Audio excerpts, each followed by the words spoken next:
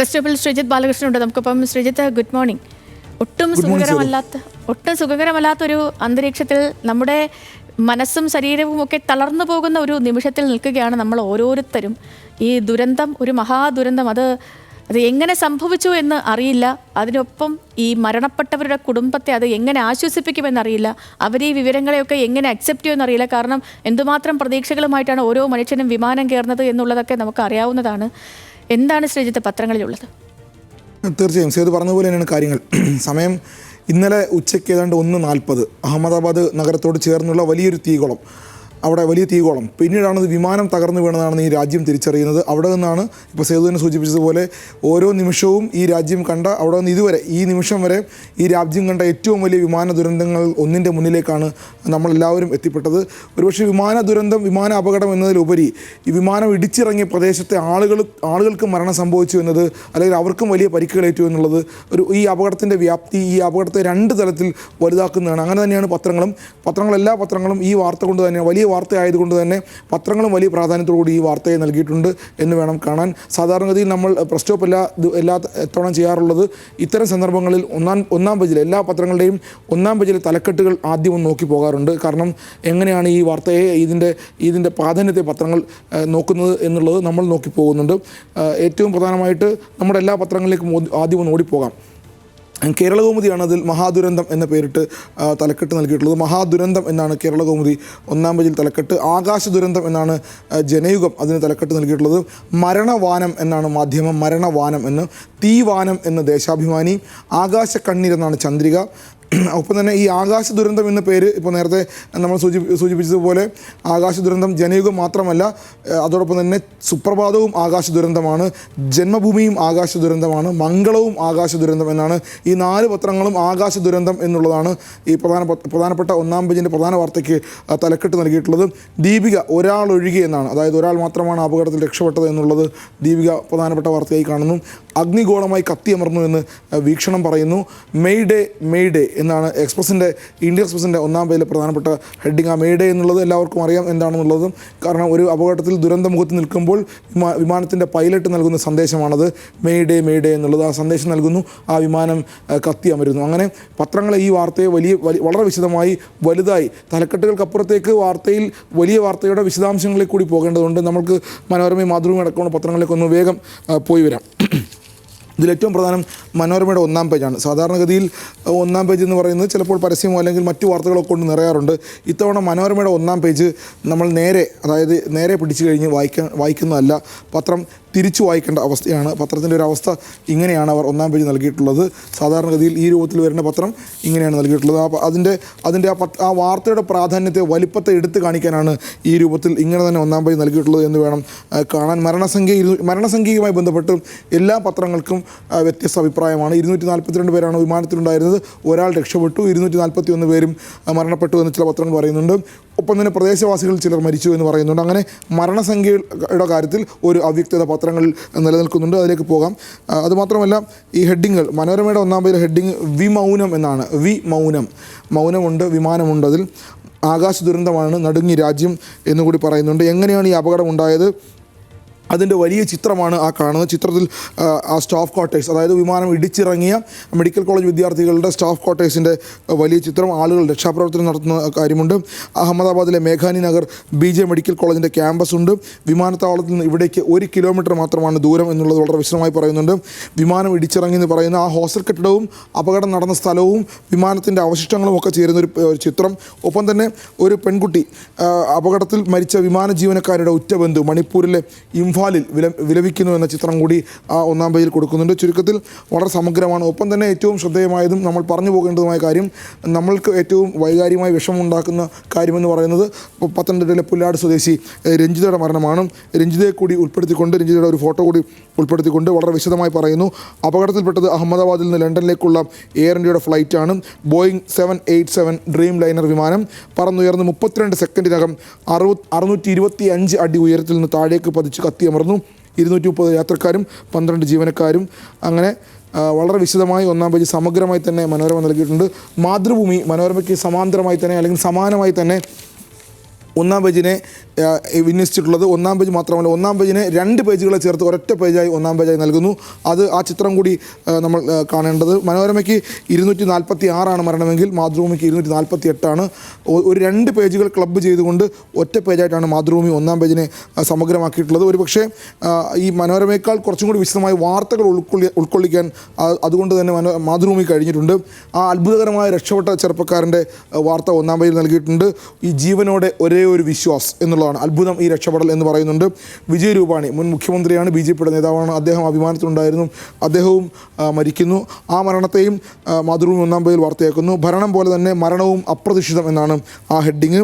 ഒപ്പം തന്നെ താഴെ നമ്മൾക്ക് ഏറ്റവും വൈകാരികമായി വേദന ഉണ്ടാക്കുന്ന ഇതെല്ലാം വേദന ഉണ്ടാക്കുന്നതാണെങ്കിൽ പോലും ഒരു മലയാളി അതിലുണ്ട് എന്നുള്ളത് കൊണ്ട് രഞ്ജിതയുടെ വാർത്ത, അമ്മയാണോ വിളിക്കുന്നത്, വിളിച്ചാൽ പാറുവിന് മിണ്ടാനുണ്ടെന്ന് പറയണേ. ആ കുട്ടികളുടെ വേദനയെ ആ രൂപത്തിൽ, ആ മക്കളുടെ വേദനയെ ആ രൂപത്തിൽ തന്നെ മാതൃഭൂമി ഒന്നാം പേജിൽ നൽകുന്നുണ്ട്. ഉള്ളുലച്ചു ആ കുഞ്ഞു ചോദ്യം. വിമാന അപകട വിവരം റിപ്പോർട്ട് ചെയ്യാൻ രഞ്ജിതയുടെ വീട്ടിലെത്തിയ മാതൃഭൂമി റിപ്പോർട്ടറുടെ വിവരണമാണ് അതിൽ പറയുന്നത്. മറ്റൊന്ന്, ആ പേജിലേക്ക് പോയാൽ സുതാര്യമായ അന്വേഷണം വേണം. ഉറപ്പായും സ്വാഭാവികമായും അന്വേഷണം വേണം. യഥാർത്ഥ കാരണം ജനങ്ങൾ അറിയണം എന്നുള്ളത് മാതൃഭൂമി ഒരു എഡിറ്റോറിയൽ ലൈനിൽ തന്നെ ഒന്നാം പേജിൽ പറഞ്ഞു വെക്കുന്നുണ്ട്. കാരണം അതെല്ലാവരുടെയും ആഗ്രഹമാണ്, ആവശ്യമാണ്, ഈ രാജ്യത്തിൻ്റെ വലിയ ആവശ്യമാണ്, ഏറ്റവും വലിയ അപകടമാണെന്നുള്ളത് കൊണ്ട് ഒരു എഡിറ്റോറിയൽ ലൈനിൽ തന്നെ അതിനെ എഴുതി വെക്കാൻ ശ്രമിക്കുന്നുണ്ട്. യഥാർത്ഥ കാരണം ജനങ്ങൾ അറിയണം എന്നുള്ളത് ക്യാപ്റ്റൻ സാം തോമസിൻ്റെ വാക്കുകളായിട്ടാണ് മാതൃഭൂമി ഒന്നാം പേജിൽ നൽകുന്നുണ്ട്. ടേക്ക് ഓഫ് ചെയ്ത് നിമിഷങ്ങൾക്കകം ദുരന്തമുണ്ടായതിൻ്റെ കാരണമാണ് ഇനി അറിയേണ്ടത്. ദുരന്തം എങ്ങനെയാണ് ഉണ്ടായതെന്നുള്ളതിൻ്റെ ഒരു ഗ്രാഫിക്കൽ വിഷ്വലൈസേഷൻ കൂടി ഒന്നാം പേജിൽ മാതൃഭൂമി നൽകാൻ ശ്രമിച്ചിട്ടുണ്ട്. ഈ ക്ലബ്ബ് ചെയ്ത് ഒന്നാം പേജിൽ നൽകാൻ ശ്രമിച്ചിട്ടുണ്ട്.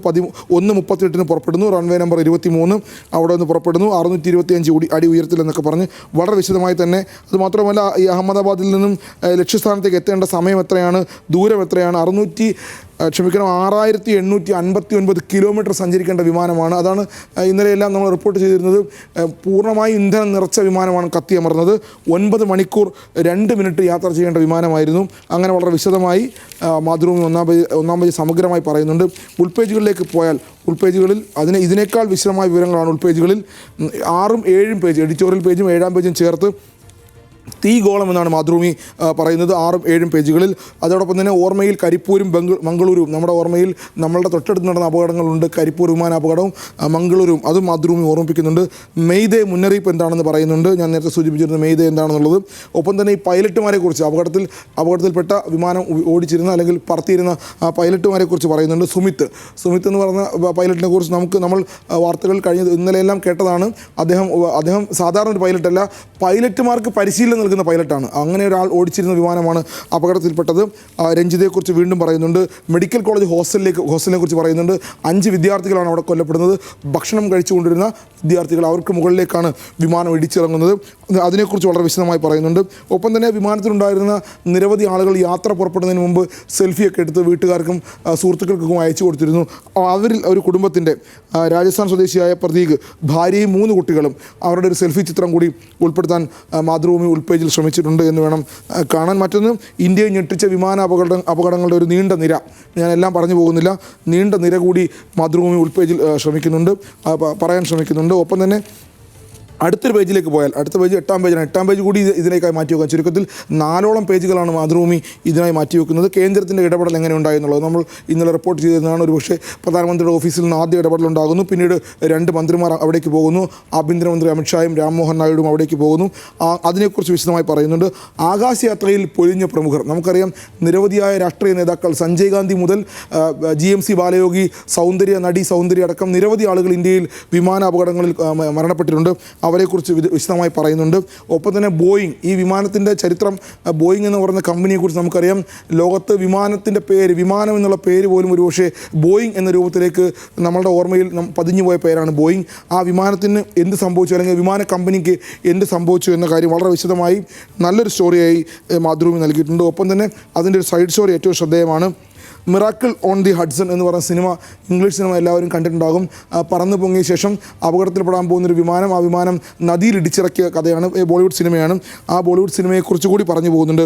മിറാക്കിൾ ഓഫ് ദി ഹഡ്സൺ എന്ന് പറയുന്നത്, ദി സള്ളി, അതിനെക്കുറിച്ച് പറയുന്നുണ്ട്. ആ കഥ കൂടി വായിക്കുമ്പോൾ ഒരുപക്ഷെ ഈ അപകടത്തിൻ്റെ വ്യാപ്തിയെക്കുറിച്ച് നമുക്ക് വല്ലാതെ ബോധ്യപ്പെടും എന്നാണ് നമ്മൾ മനസ്സിലാക്കുന്നത്. മറ്റൊന്ന്, മനോരമയിലേക്ക് പോകാം. മനോരമയും ഉൾപേജിൽ ചിറകറ്റ് ചാരമായി എന്നാണ് 6ഉം 7ഉം പേജുകളിൽ മനോരമ നൽകുന്നത് ചിറകറ്റ് ചാരമായി എന്ന തലക്കെട്ട്. ഒപ്പം തന്നെ ടേക്ക് ഓഫ് എന്ന അപകടവേള. ആ അപകടവേള എന്താണെന്നും എല്ലാവർക്കും അറിയാം. വിമാനത്തിൽ യാത്ര ചെയ്യാൻ പോകുന്ന എല്ലാവരും ഒരു നിമിഷമെങ്കിലും ഒന്ന് പ്രാർത്ഥിച്ചു പോകുന്ന അവസ്ഥ പലപ്പോഴും ഉണ്ടാകാറുണ്ട് എന്നാണ് വിമാനയാത്രയെ സംബന്ധിച്ചുള്ള ആശങ്കകളെക്കുറിച്ച് നീലം മാത്യൂസ് എന്ന് പറയുന്ന വ്യക്തിയുടെ ലേഖനം. എല്ലാവരും പ്രാർത്ഥിച്ചാണ് തുടങ്ങുക. പക്ഷേ ടേക്ക് ഓഫ് എന്ന് പറയുന്നൊരു അപകടവേളയാണ്. ആ അപകടവേള തരണം ചെയ്താൽ ഭാഗ്യമാണ് എന്നൊക്കെ കൂടി വിശദമായി പറയുന്നുണ്ട്. പിന്നെ ഈ അപകടത്തിൻ്റെ കാരണങ്ങളെക്കുറിച്ച് മനോരമ ചില ചോദ്യങ്ങൾ ചോദിക്കുന്നുണ്ട്. എഞ്ചിൻ തകരാറാണോ, അല്ലെങ്കിൽ ഗിയറുമായി ബന്ധപ്പെട്ട് ഗിയർ ഷിഫ്റ്റിങ്ങുമായി ബന്ധപ്പെട്ട തകരാറാണോ, എഞ്ചിൻ തകരാറാണെന്നുള്ള ഒരു ചർച്ചകളൊക്കെ ഇപ്പോൾ നടക്കുന്നുണ്ട്. അതുമാത്രമല്ല ഇന്ധനവുമായി ബന്ധപ്പെട്ട് ഇന്ധനത്തിൽ വെള്ളം കലർന്നാൽ അത് അപകടം ഉണ്ടാകാനുള്ള സാധ്യതയുണ്ട്. കാരണം വിമാനം ആകാശത്തേക്ക് പറന്നു വരുന്നതിൽ ആ ത്രോട്ടിൽ കിട്ടാനുള്ള ബുദ്ധിമുട്ട് അതിൻ്റെ സാധ്യതയാണ്. മറ്റൊന്ന് പക്ഷികൾ ഇടിക്കുന്നതുമായി ബന്ധപ്പെട്ട് അഹമ്മദാബാദിലെ വിമാനത്താവളവുമായി ബന്ധപ്പെട്ട് പക്ഷികൾ ഇടിക്കുന്നത് ചർച്ചയായി കഴിഞ്ഞതാണ്. അങ്ങനെ 4 കാര്യങ്ങൾ: എഞ്ചിൻ തകരാർ, ഗിയർ ഷിഫ്റ്റിങ്ങുമായി ബന്ധപ്പെട്ടത്, ഇന്ധനത്തിൽ വെള്ളം കലർന്നതുമായി ബന്ധപ്പെട്ട്, പക്ഷികൾ കൂട്ടിയിടിക്കുന്നതുമായി ബന്ധപ്പെട്ട്, ഇങ്ങനെ 4 ചോദ്യങ്ങൾ ചോദിച്ചുകൊണ്ട് എയർ കമാൻഡർ BS ശിവജിൻ്റെ ഒരു ലേഖനമാണ്. അപകട സാധ്യത എങ്ങനെയാണെന്ന് കൂടി മനോരമ പറഞ്ഞു വെക്കുന്നുണ്ട്. ഈ ബോയിങ്ങിൻ്റെ വിശ്വാസത്തെക്കുറിച്ച്, അല്ലെങ്കിൽ ബോയിങ് വിമാനങ്ങളുടെ ഇപ്പോഴത്തെ അല്ലെങ്കിൽ അവരുടെ അപകടങ്ങളെക്കുറിച്ചൊക്കെ മനോരമയും എഴുതിയിട്ടുണ്ട്. ഒപ്പം തന്നെ പറക്കും മുന്നേ വിമാനത്തിൽ തകരാറുണ്ടായിരുന്നതായ ഒരു യാത്രക്കാരൻ, അത് ഇന്നലെ ദൃശ്യങ്ങൾ വന്നിരുന്നു, പക്ഷേ അത് ഇപ്പോഴും സ്ഥിരീകരിക്കപ്പെട്ടിട്ടില്ല. മനോരമ അത് വാർത്തയാക്കിയിട്ടുണ്ട്. ഒരു യാത്രക്കാരൻ്റെ ദൃശ്യങ്ങൾ, ഫോൺ ദൃശ്യങ്ങൾ അതുകൂടി വാർത്തയാക്കുന്നു. ഈ മേഘനി നഗർ, അപകടം നടന്ന മേഘനി നഗർ അഹമ്മദാബാദിലെ പഴയ കാലത്തെ വളരെ ചരിത്ര പ്രാധാന്യമുള്ള, അല്ലെങ്കിൽ ഒരുപാട് ആളുകൾ തിങ്ങിപ്പാർത്തിരുന്ന, മുമ്പ് അഹമ്മദാബാദ് ഗുജറാത്തിൻ്റെ തലസ്ഥാനമായിരുന്നപ്പോൾ മേഘനി നഗറിൻ്റെ പ്രാധാന്യത്തെക്കുറിച്ചൊക്കെ വിശദമായി ആ അപകടം നടന്ന മേഖലയെക്കുറിച്ച് പറയുന്നുണ്ട്. അത് ഈ അപകടത്തിൻ്റെ വ്യാപ്തി ഞാൻ ആദ്യം തന്നെ പറഞ്ഞു. സാധാരണ ഒരു വിമാനാപകടം കൂട്ടിയിടിച്ചുണ്ടായ അപകടമോ തകർന്നു വീണ അപകടമല്ല. ജനവാസ കേന്ദ്രത്തിൽ വിമാനം തകർന്നു വീണ് ആളുകൾ മരിക്കുന്നത് ഒരുപക്ഷെ ഇന്ത്യയിൽ അപൂർവമാണ്, ലോകത്ത് തന്നെ അപൂർവമാണ്. അതിനെക്കുറിച്ചും പറയുന്നുണ്ട്. വീണ്ടും അടുത്ത പേജിലേക്ക് 8ഉം 9ഉം പേജിലേക്ക് കൂടി തീ, മാനം, വെന്ത ഭൂമി, എൻജിൻ തകരാറാണോ കാരണങ്ങൾ, ഒരു ബ്ലാക്ക് ബോക്സ് കിട്ടിയടക്കം വളരെ വിശദമായി പറയുന്നുണ്ട്. ഒപ്പം രഞ്ജിതയുടെ വാർത്തകളും മനോരമ. അങ്ങനെ ഏതാണ്ട് 5 പേജിലധികം മനോരമയും മാറ്റിവെക്കുന്നുണ്ട് ഈ അപകട വാർത്തകൾക്കായി. മറ്റു പത്രങ്ങളിലേക്ക് വേഗം ഒന്ന് ഓടിപ്പോയാൽ ഇംഗ്ലീഷ് പത്രങ്ങളാണ് അതിലേറ്റവും പ്രധാനം. ഇന്ത്യൻ എക്സ്പ്രസ് അത് മെയ് ഡേ എന്നാണ് ഹെഡിങ്. ഞാൻ നേരത്തെ പറഞ്ഞിരുന്നു എങ്ങനെയാണ് ഈ മെയ് ഡേ എന്നുള്ള കാര്യം കൂടിയൊക്കെ പറഞ്ഞിരുന്നു. ഒപ്പം തന്നെ ആ രക്ഷപ്പെട്ട ആളെക്കുറിച്ച് വിശ്വാസ് കുമാർ രമേശിൻ്റെ ആ രക്ഷപ്പെടൽ വലിയ അത്ഭുതം തന്നെയാണ്. അത് വളരെ വിശദമായി ഒന്നാം പേജിൽ തന്നെ നൽകാൻ ശ്രമിച്ചിട്ടുണ്ട് എക്സ്പ്രസും. ഒപ്പം തന്നെ വിജയ് രൂപാണിയെക്കുറിച്ച് BJPയുടെ നേതാവാണ്, അദ്ദേഹത്തിൻ്റെ മരണവും. അതുകൊണ്ട് തന്നെയാണ് പ്രധാനമന്ത്രിയുടെ ഓഫീസ് ആദ്യം തന്നെ യാത്രക്കാരുടെ ലിസ്റ്റിനെ കുറിച്ച് അന്വേഷിക്കുന്നതും. ഏതാണ്ട് 1:39, 1:40 ഈ അപകടം ഉണ്ടാകുന്നു. നിമിഷങ്ങൾക്കുള്ളിൽ നമ്മളത് റിപ്പോർട്ട് ചെയ്യുന്നതാണ്. ഇന്നലെ നിമിഷങ്ങൾക്കുള്ളിൽ വിജയ് രൂപാണി അതിലുണ്ട് എന്നൊരു സൂചന വരുന്നു. പ്രധാനമന്ത്രിയുടെ ഓഫീസ് ഇടപെടുന്നു. അങ്ങനെ വളരെ വിശദമായി എക്സ്പ്രസ് ആ വാർത്ത നൽകുന്നു. ഹിന്ദു ആ വാർത്തയിൽ കുറച്ചും കൂടി വിശദമായി എന്താണ് സംഭവിച്ചത് എന്ന കാര്യത്തെക്കുറിച്ചാണ് പറയുന്നത്. ട്രാജഡി ഓൺ ടേക്ക് ഓഫ് എന്നുള്ളതാണ്. ഫ്ലൈറ്റ് വിത്ത് 242 പേര് മരണപ്പെട്ടു എന്നതാണ് വളരെ വിശദമായി, അല്ലെങ്കിൽ അതിനെക്കുറിച്ചാണ് ഹിന്ദുവും പറയുന്നത്. ടൈംസിനെ കുറിച്ച് സംസാരിച്ചാൽ ടൈംസ് ഒന്നാം പേജിൽ കുറച്ചധികം വാർത്തകൾ നൽകിയിട്ടുണ്ട്. ഇതുമായി ബന്ധപ്പെട്ട് കൂടുതൽ വാർത്തകൾ. ഒരുപക്ഷെ ടൈംസ് അതിനെ മലയാളത്തിൽ കൂടി ആളുകൾക്ക് താല്പര്യമുള്ളതുകൊണ്ട് രഞ്ജിതയുടെ വാർത്ത ഒന്നാം പേജിൽ ടൈംസ് ഓഫ് ഇന്ത്യ നൽകിയിട്ടുണ്ട്. നേരെ മറിച്ച് എക്സ്പ്രസും ഹിന്ദുവും രഞ്ജിതയുടെ വാർത്ത ഒന്നാം പേജിൽ നൽകിയിട്ടില്ല. പക്ഷേ എന്താണ് കാരണമെന്ന്, എൻജിൻ ഫെയിലിയർ ആണോ കാരണം, അല്ലെങ്കിൽ ബേർഡ് ഹിറ്റ് ആണോ കാരണമെന്ന ചോദ്യം കൂടി ടൈംസ് ചോദിക്കുന്നുണ്ട്. ഡ്രീം ലൈനറിൻ്റെ നൈറ്റ് മെയർ എന്തായിരുന്നുവെന്നും 245 പേരാണ് മരണപ്പെട്ടതെന്നും ടൈംസ് കൂടി പറയുന്നുണ്ട്. അങ്ങനെ വളരെ വിശദമായി പത്രങ്ങൾ, ഞാൻ എല്ലാ മലയാള പത്രങ്ങളിലേക്കും ഓടിപ്പോകുന്നില്ല.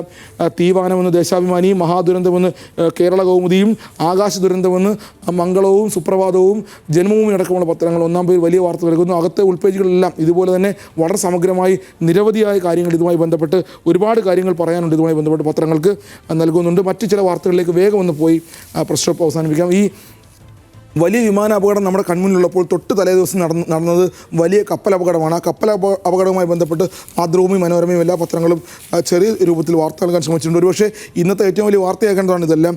കപ്പൽ അപകടത്തിൽ ഹൈക്കോടതി കമ്പനിയിൽ നിന്ന് നഷ്ടപരിഹാരം ഈടാക്കണമെന്ന് ആവശ്യപ്പെട്ടിട്ടുണ്ട്. കേരള ഹൈക്കോടതി അതിലിടപെടുകയാണ്. കപ്പൽ അപകടം വലിയ അപകടം തന്നെയാണ്. അതുകൊണ്ട് തന്നെ ഈ കാര്യത്തിൽ ഹൈക്കോടതി നേരിട്ട് ഇടപെടുന്നു. കപ്പൽ അറസ്റ്റ് ചെയ്യാൻ ഉത്തരവിട്ടിട്ടുണ്ട് ഹൈക്കോടതി. പക്ഷേ കമ്പനി 6 കോടിയോളം കെട്ടിവെച്ച് അതിൽ നിന്ന് രക്ഷപ്പെടുന്നു.